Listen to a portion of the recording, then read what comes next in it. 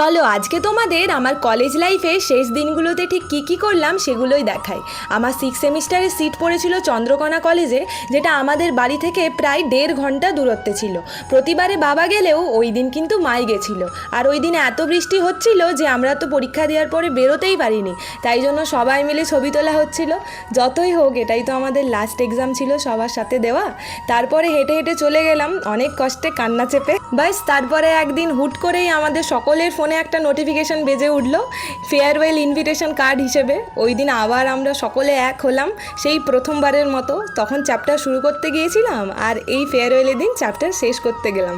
বাস জুনিয়ররা অনেক হার্ডওয়ার্ক করে অ্যারেঞ্জ করেছে, অনেক পারফরমেন্স ছিল। ওরাই বলেছিল আমাকে গিটার নিয়ে যাওয়ার জন্য। তারপরে ওখানে গানও অনেক হলো আর বিরিয়ানি ছিল, বিরিয়ানি আমরা অল্প করে খেয়ে বাড়িয়েই নিয়ে এসেছি। আর সেখানে গিয়েছিলাম রেস্টুরেন্টে সবার সাথে মজা করে ঠাট্টা করে। বাস এইভাবে একটা চ্যাপ্টার শেষ।